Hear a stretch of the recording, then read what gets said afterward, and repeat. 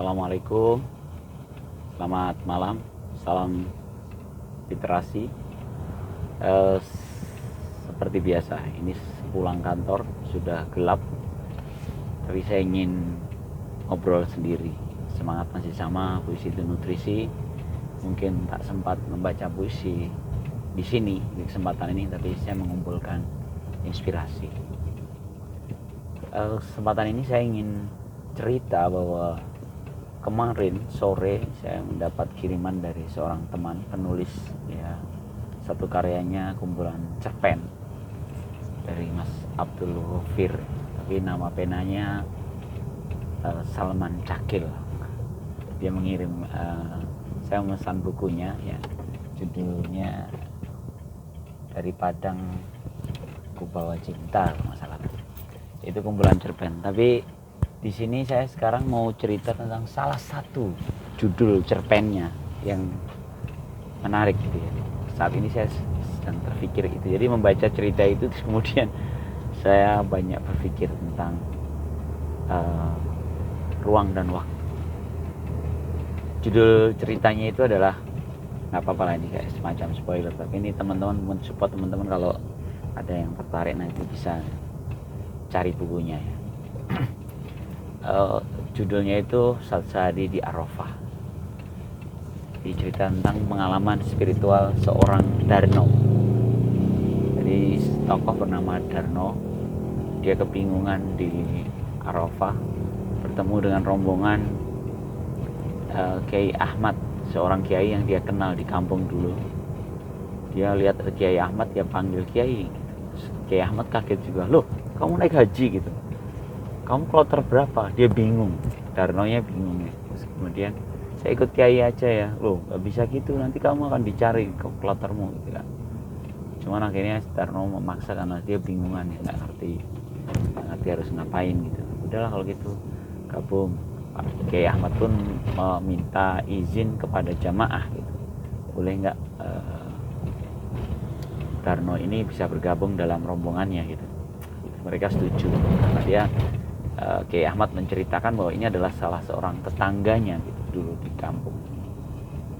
Akhirnya Darno ikut di Arafah, sampai dengan saat menginap di Arafah itu mendengarkan khutbahnya, ceramahnya Kiai Ahmad ya, selaku pembimbing kloternya ya, pembimbing rombongannya itu.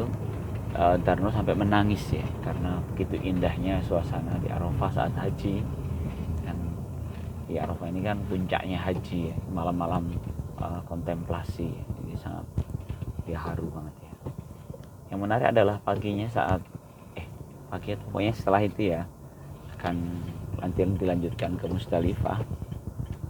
Kiai Ahmad menyeru kepada jamaahnya untuk siap-siap, kita akan lanjutkan ke Musdalifah. Ternyata Darno nggak ada, dicari-cari nggak ada, mana Darno gitu. Mungkin udah gabung ke kloternya, ya udahlah ditinggal. Nah, Darno di mana? Darno sendiri ternyata dia terbangun dan dia sedang di dekat kandang kambing di sekitar masjid di rumahnya, dan ternyata dia sedang bertugas menjaga kambing untuk hewan korban. Jadi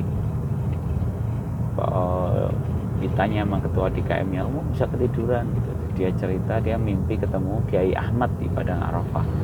Sampai ketua DKM-nya terharu ya, nangis karena betapa Darno ingin sekali naik haji ya, sampai masuk mimpi kan.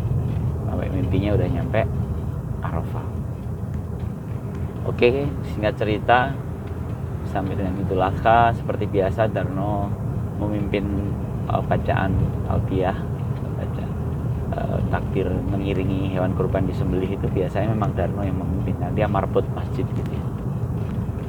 Sampai dengan selesai hewan kurban Idul Adha lewat, sampai dengan saat kepulangan Kiai Ahmad pulang ke Indonesia. Nah, ketika menyambut Kiai Ahmad pulang ke Indonesia itu, semua jamaah bersalam-salaman. Kiai Ahmad langsung melihat Darno, kamu udah pulang? Kayak gitu.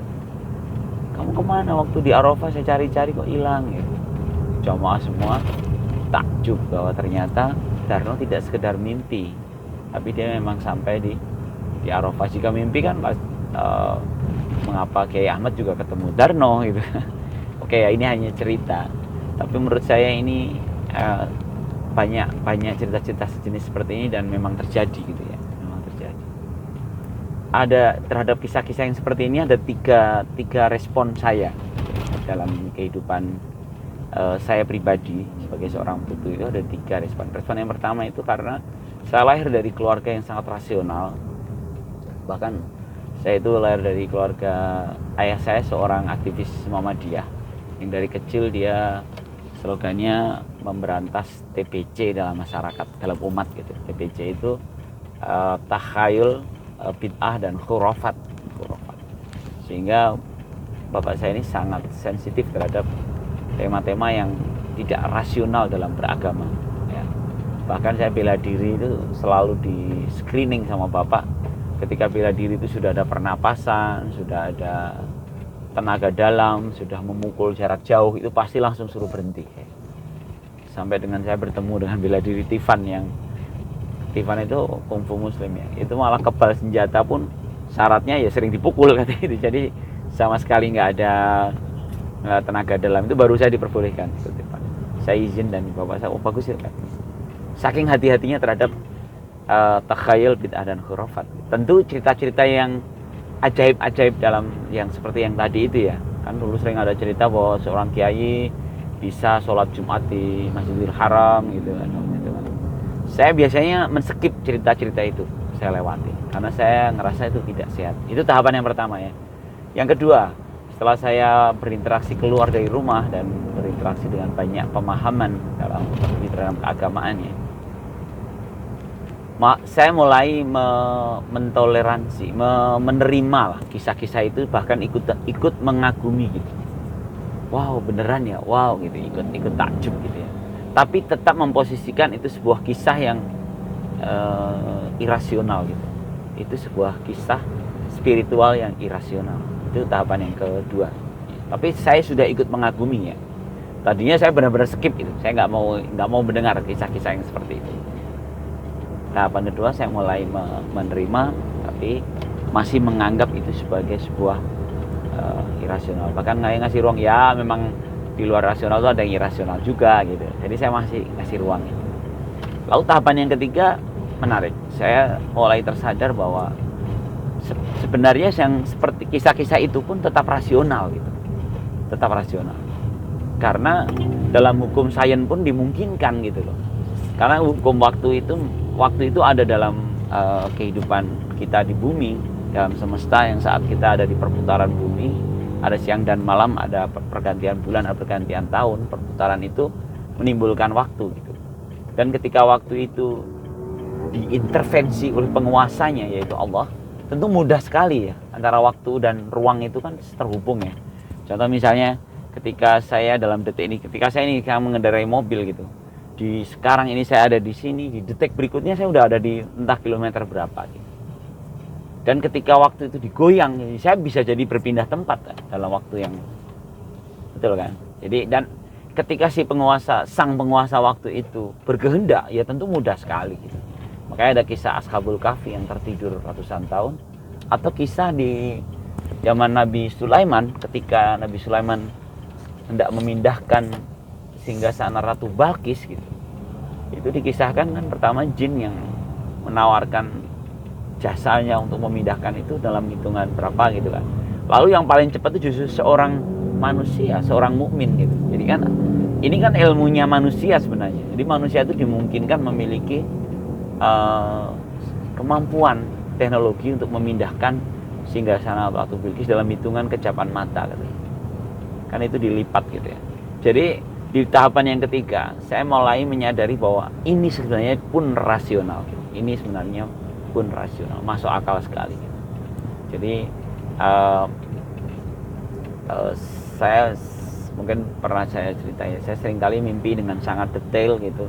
Bahkan pernah mimpi seperti besoknya karena mau ujian bahasa Inggris, saya masih ingat itu waktu zamannya sanawiyah ya, mau itu ujian bahasa Inggris. Mimpinya itu ujian bahasa Inggris, dan besok paginya ketika saya ujian, Saya kaget melihat soalnya persis seperti yang saya terima di dalam mimpi saya itu. Saya sampai merinding itu, wah kok bisa gitu. Tapi ternyata kan terjawab, itu kan proses hanya waktu aja kan, masalah kita antara di sekarang atau nanti ya. Kalau ada istilah firasat itu kan sebenarnya hanya menarik yang ke sana ke sini gitu. Saya terus terang belum sepenuhnya memahami, tapi dalam posisi yang sudah memposisikan hal-hal seperti ini itu adalah masuk akal gitu. Masuk akal. Jadi akhirnya ini kembali ke tema yang dulu mungkin belum lama saya sharing di ngobrol sendiri juga, tentang betapa hebatnya ingatan kita, betapa hebatnya pikiran kita. Jadi pikiran kita ini tidak sekedar bisa, ingatan kita tidak sekedar membuat kita bisa kembali ke masa lalu ya. Tapi sebenarnya ingatan kita atau otak kita lah, bukan ingatan ya. Kalau ingatan kan hanya yang sudah teringat. Otak kita ini bisa bermain-main dengan asumsi dan prediksi yang bisa sampai dengan ke depan, atau bahasanya memvisualisasikan. Saya pernah dalam satu tugas yang mungkin sudah sering saya ceritakan juga beberapa teman. Saya ada satu tugas yang agak serius gitu, karena terkait dengan bukti permulaan tindak pidana gitu ya. Jadi ini serius gitu. Lalu mungkin saya sih merasionalisasikannya bahwa saya sangat terpikir untuk menyiapkan itu, sehingga saya bermimpi bertemu dengan klien saya itu, dengan wajib pajak ya, karena saya di pajak. Saya bertemu dengan wajib pajak itu di satu tempat, di ruang meeting bersama konsultannya gitu, detail gitu. Lalu saya menyampaikan maksud saya. Kalimatnya detail gitu, saya ulang. Sampai saya terbangun itu saya ketawa. Duh, saya mimpinya kok detail banget gitu. Sampai sambil mandi pagi menjelang berangkat kantor itu saya ulang-ulang apa kata-kata saya dalam mimpi saya itu, untuk menghaluskan diksinya ya, cara penyampaiannya. Oh, mendingan seperti ini gitu ya. Lalu siangnya ketika saya mencari alamat, dan bener ini kan harus mencari-cari posisi lokasinya di mana pakai Google dan sebagainya ya. Dan ternyata ketemu dan lokasi duduknya kami bertemu nggak sengaja dengan, pas kebetulan konsultannya ada di situ, dan kita duduk bareng di ruang meeting persis seperti dalam mimpi saya. Dan akhirnya saya menyampaikan pun persis seperti yang di mimpi itu. Ini setelah saya kerja ya. Kalau tadi kan itu masih di sekolah yang saya ujian dan ulang lagi. Walaupun ini kalau saya rasionalisasi, oh ini mungkin saking karena saya kepikiran ya, jadi saya mengira-ira gitu. Tapi kan sebenarnya itu bisa kita visualisasikan ke depan tuh mau seperti apa. Ada lagi futsal. Saya ini tadi habis main futsal. Tapi belakangan sih sudah nggak terlalu suka futsal. Kalau dulu saya sangat suka. Jadi setiap minggu itu kami latihan, dan setiap malam sebelum kami latihan itu saya sering bermimpi. Saya bermimpi main futsal.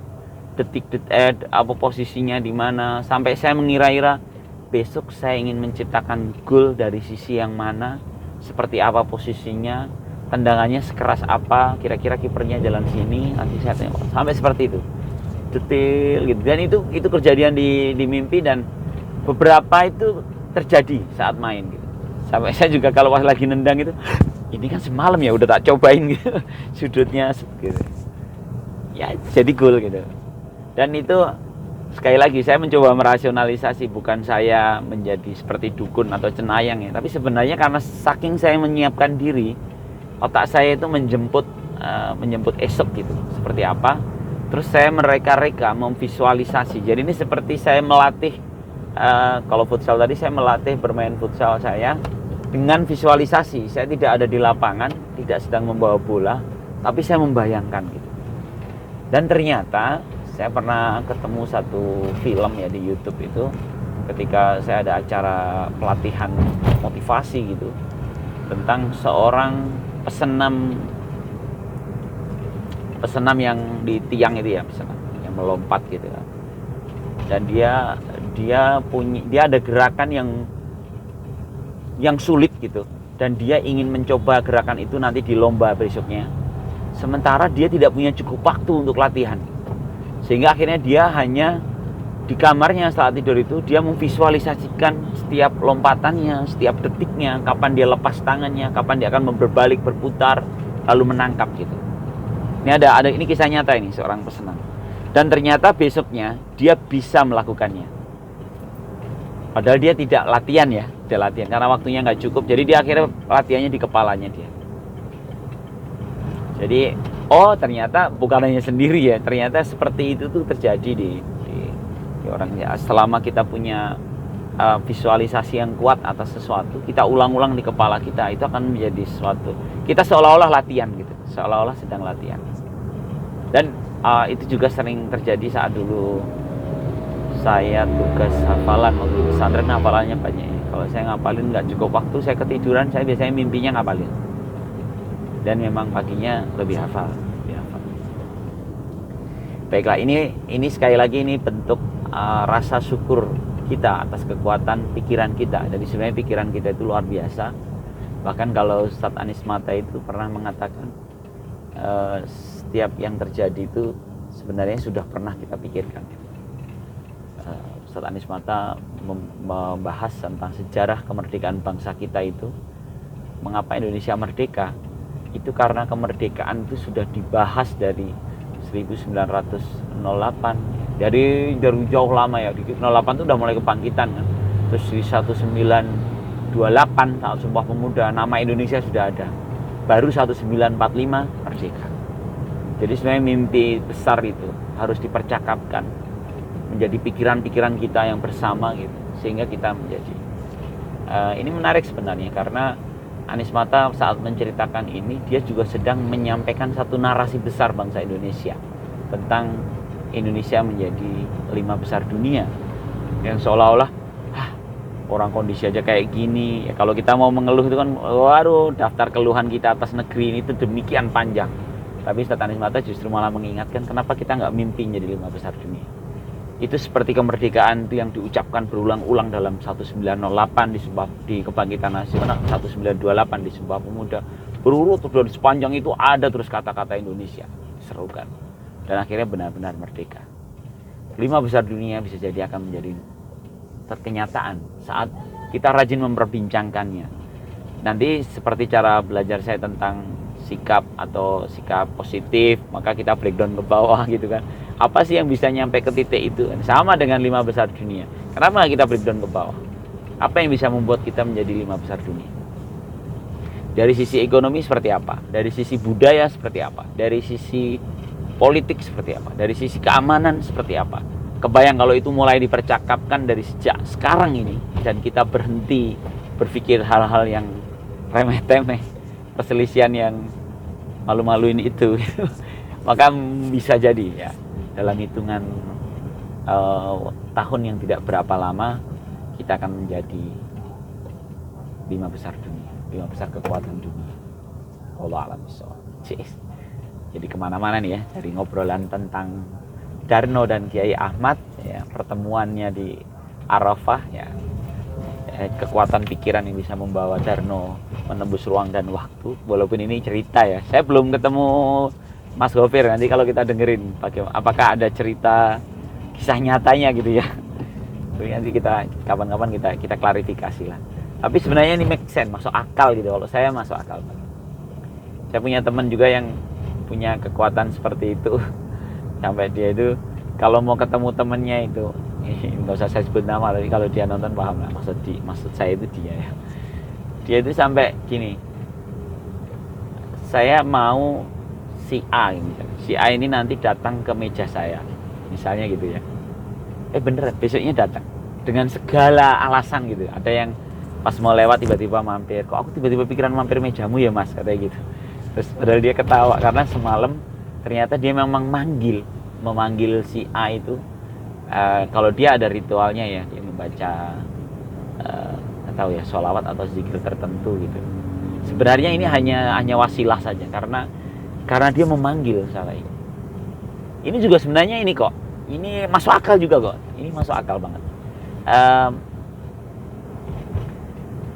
Contohnya gini, saya punya pengalaman yang mungkin nggak terlalu mirip tapi bisa jadi nyambung gitu ya. Ketika pada suatu saat saya dalam satu acara aksi kemanusiaan gitu. Jadi kita semacam unjuk rasa di jalanan, tapi ini unjuk rasa keluarga gitu ya. Jadi bersama keluarga, dan saya sih sendirian memang, tapi ada seorang keluarga muda dengan anak balitanya yang menangis karena panas dia di daerah Jalan Sudirman, Jakarta ya. Kepanasan, dia nangis.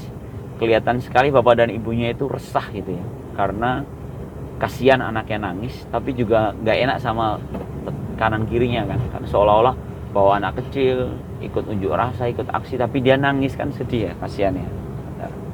Nah, saya mendengar suara tangisnya dan saya ngerasa nggak nyaman. Kebetulan saya pernah punya buku tentang jenis-jenis tangisan untuk bayi. Waktu itu saya beli, dan memang biar kakak anak saya yang pertama itu ikut baca, biar dia memahami cara nangis adik-adiknya gitu waktu itu ya. Tapi saya lupa bukunya itu di mana ya. Jadi saya mendengarkan tangisnya. Oke, tangisnya itu sudah dalam titik yang sebenarnya tangisan anak yang dia kayak protes, tapi sudah mulai kehabisan alasan untuk menangis. Mungkin kalau teman-teman yang udah punya anak bisa merasakan itu ya. Ada tangisan anak yang sebenarnya sudah habis alasan nangis, cuman dia kalau mau berhenti apa ya gitu kan. Nah, saya mendengarkan tangisnya, oke. Terus saya mengirimkan sinyalnya. Saya mengirimkan sinyal dengan saya ngeliatin dia. Padahal dia nangis kan biasa ya, tantrum gitu ya. Jadi agak nggak rewel, digendong, goyang-goyang. Tapi saya kirim sinyal di sekian banyak orang di dalam aksi itu. Tentu si anak itu, saya berkeyakinan anak itu merasa bahwa ada seorang dewasa seperti saya yang memperhatikan dia, ya kan. Saya kirimkan sinyalnya bahwa saya memperhatikan kamu, nak. Sampai saat dia melewati patung kuda di depan, di dekat bundaran HI, bundaran HI ya, sebelah sana ya, patung kuda lah, samping Monas itu ya. Saya membuat tangan saya bergerak ke arah kuda, dan saya bilang, kudanya itu, gitu kan, kuda itu. Si anak itu langsung nengok ke arah kuda dan berhenti nangisnya, karena momentumnya pas gitu. Tapi sebenarnya proses saya mengirimkan sinyal itu cukup lelah itu, karena dia kan terik terus di tengah banyak orang kan, kita butuh merebut perhatian anak ya dalam saat dia tantrum itu ya. Memang itu aktivitas yang nggak kelihatan, tapi sebenarnya saya udah lama membaca anak itu gitu ya. Dan ketika saya bilang kuda itu, dia langsung diam melihat kuda, dan bapak dan ibunya sampai, makasih pak, makasih. Saya berhasil menaklukkan anak itu. Ini sebenarnya ini contoh yang saya pernah mengalami, tapi saya belum secanggih teman saya tadi yang dengan memanggil namanya dalam bacaan tertentu dia bisa tiba-tiba benar-benar datang ke meja dia gitu. Ya, obrolan ngalor ngidul ya, semakin nggak jelas, panjang lebar. Tapi kayaknya ini ilmu yang bisa kita pelajari bersama. Mungkin ada teman-teman yang sudah memang mempelajari secara profesional gitu ya. Saya monggo aja kalau ini. Kalau saya sebenarnya hanya seiseng-iseng aja sih. Belajar iseng aja. Semoga bermanfaat.